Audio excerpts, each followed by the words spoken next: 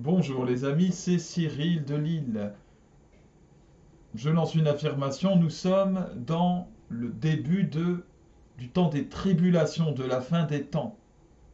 Qu'appelons-nous la fin des temps? Bon, Jésus dit que nous sommes en fait dans la fin des temps depuis qu'il est venu avec nous, dans la chair. Bon, bien sûr, mais il y a quand même des signes qui montrent l'évolution de cette fin des temps jusqu'à la fin suprême qui est le retour de Jésus, attendu par les catholiques, les chrétiens, de manière générale en premier lieu, mais aussi les juifs qui attendent l'arrivée du Messie et les musulmans qui attendent le retour de Issa, de Jésus. Bon.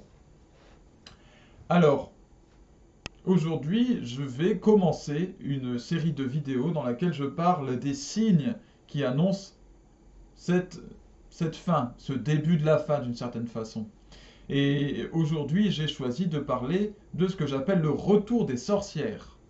Qu'est-ce que c'est que cela? Eh bien, pour que la fin des temps ait lieu, il faut que les forces du bien et les forces du mal soient clairement définies et réunies les unes avec les autres. C'est comme cela que pourra avoir lieu ce qui est appelé l'Apocalypse, c'est-à-dire la révélation. C'est ce que signifie le mot Apocalypse. Euh, alors, ce retour des sorcières est visible déjà par un événement dont j'ai déjà parlé dans une vidéo précédente, c'est le retour de ce qu'on appelle l'ésotérisme, des pratiques obscurantistes, voyance, euh, alors la voyance, le tarot, pratiques divinatoires, les forces de la terre, le tantrisme, le reiki, toutes ces choses-là qui font florès ces temps-ci, et il y a le retour particulièrement de la sorcellerie, donc des sorcières. Il y a certains pays dans lesquels les sorciers et sorcières existent depuis toujours et n'ont jamais disparu d'une certaine façon. En particulier, je pense en Afrique noire. Mais chez nous, il y a eu d'abord une chasse aux sorcières qui a été opérée, puis il y a, depuis quelque temps, dans tout le marasme actuel, depuis surtout le premier confinement, eh bien, il y a le retour de ce qu'on appelle les sorcières.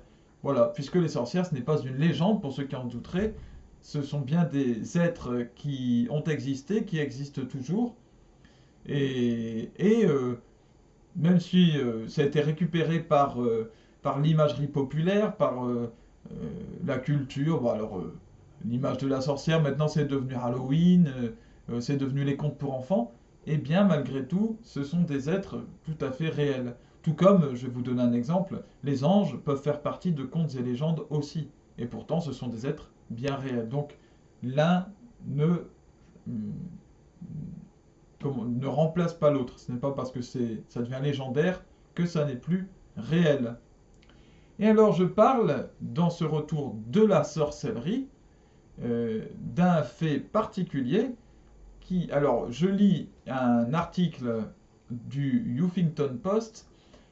Chiappa, donc nous parlons bien de notre ministre, Chiappa et des dizaines de femmes signent un appel aux sorcières de tous les pays.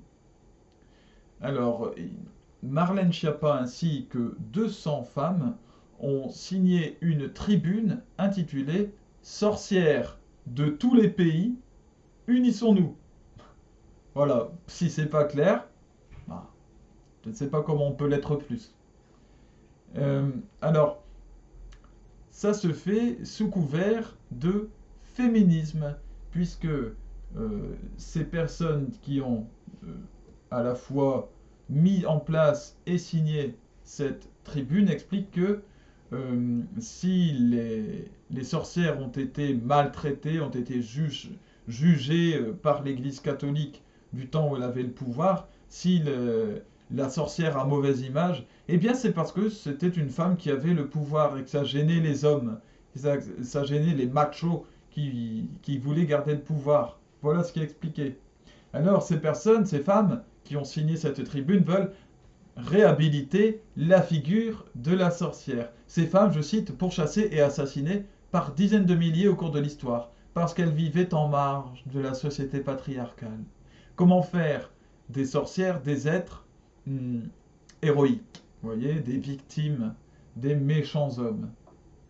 Alors donc parmi les signataires, on trouve aussi, en plus de Marlène Schiappa, donc, qui est secrétaire d'État chargée de l'égalité entre les femmes et les hommes, l'actrice Charlotte Gainsbourg et l'humoriste Muriel Robin, la fémène Ina Shevchenko. Voilà.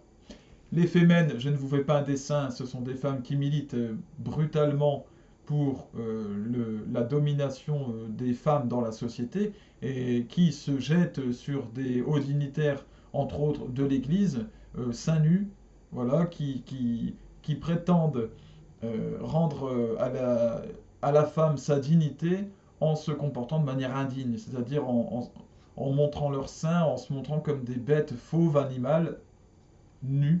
Voilà. C'est comme ça qu'elles prétendent rendre la dignité à la femme. Donc ça, c'est pour les fémènes. Il y a aussi donc Marlène Schiappa, je ne vous fais pas un dessin, Marlène Schiappa qui est plus idéologue, plus dans l'idéologie que dans la politique. L'actrice Charlotte Gainsbourg. Voilà. Charlotte Gainsbourg, si vous n'êtes pas au courant, vous pouvez vous renseigner sur elle, c'est une femme. Voilà, elle fait ce qu'elle peut avec ce qu'elle a eu, son éducation, je ne sais pas avec son père comment ça a pu se passer, mais donc son père Serge Gainsbourg bien sûr, mais toujours est-il que c'est une femme qui joue dans des films dans lesquels elle a des relations sexuelles, non seulement filmées mais réelles. Hein. Voilà. Pour ceux qui ne seraient pas au courant, donc elle se prostitue pour la caméra, voilà, pour un salaire qui est reçu. Voilà où en est aujourd'hui Charlotte Gainsbourg et aussi une certaine partie du cinéma français. L'humoriste Muriel Robin, qui est une homosexuelle notoire, puisqu'elle milite pour cela de manière active. Voilà. Et ces femmes sont aussi les mêmes qui ont signé le droit, qui ont signé une pétition pour le droit des femmes à avorter à n'importe quel moment de leur grossesse. Vous voyez, comme quoi la sorcellerie et l'avortement, hein, il y a quand même des liens. Et bizarrement. Alors cette pétition a été lancée par alors dans l'article il est écrit la metteuse en scène, ce qui n'existe pas. Hein, parce que metteur en scène c'est un titre, c'est pas une question de sexe. Donc le metteur en scène Coralie Miller et le chercheur Sandrine Rousseau. Voilà. Il est dit dedans que les sorcières étaient les actrices parfois involontaires d'une des luttes les plus longues de l'humanité, celle pour l'égalité et le droit des femmes, bien sûr. Alors là, nous avons affaire à ce qu'on appelle soit des menteuses, soit des imbéciles. En général, celles qui créent ce genre de pétition, ce genre de mouvement, sont les menteurs et menteuses qui sont capables de manipuler leur auditoire ou d'autres personnes moins un peu naïves et qui vont chercher un petit peu moins le fond des choses. Voilà, donc là-dedans, qui sont les manipulatrices, manipulateurs? Celles qui ont mis en place cette pétition ont sûrement une grande part de responsabilité. Puis derrière, il y a des gens qui suivent. Alors, est-ce que c'est chez eux, c'est le mensonge, ou est-ce que c'est la bêtise qui fait qu'elles suivent cette chose-là? Quand je dis la bêtise, c'est le fait d'ignorer ce qu'étaient réellement les sorcières et de ne pas chercher à se renseigner là-dessus. C'est ça qu'on appelle la bêtise, c'est de ne pas vouloir. Pas vouloir se renseigner et savoir. Toujours est-il que les sorcières, en réalité, évidemment, étaient des personnes très sombres qui tiraient leur pouvoir directement du démon, donc, et qui, pour celles et ceux qui ne sont pas au courant, vous pouvez vous renseigner sur les sorcières réelles telles qu'elles ont existé et qu'elles ont vécu. Pour la plupart, donc, elles ont été jugées en bonne et due forme, même s'il y a eu effectivement quelques débordements, parce que certaines personnes étaient jugées comme sorcières tout simplement parce qu'elles avaient une démarche bizarre ou qu'elles avaient une tête qui ne revenait pas à certains dans le village, mais ce sont devenus des mouvements populaires. Toujours est-il que la plupart des sorcières créaient beaucoup de malheur autour d'elles, permettaient la présence d'esprits démoniaques dans des villages, leurs jardins, d'ailleurs la plupart du temps, puisque ça a été repris par l'imagerie populaire, mais c'est la vérité, leurs jardins étaient pourris, c'est-à-dire que les plantes qui poussaient ne poussaient pas. Il y avait une forme de mort en fait qui habitait l'endroit.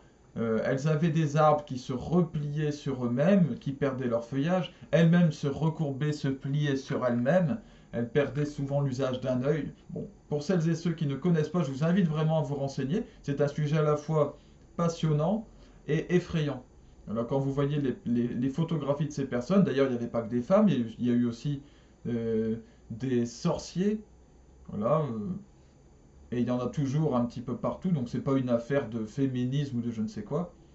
Eh bien vous pouvez voir ce que c'est que la vérité. Le fait qu'aujourd'hui ces personnes s'unissent et disent sorcières de tout pays, unissons-nous, à ce cri, vous entendez bien le cri de ralliement des forces du démon.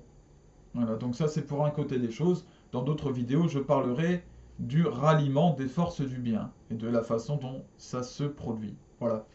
Que Dieu vous bénisse, vous permette de rester auprès de lui par son Fils Jésus-Christ, qui lui a vaincu la mort et toutes les forces du mal, pour peu que nous choisissions d'aller en lui vers notre Père qui nous mène au paradis.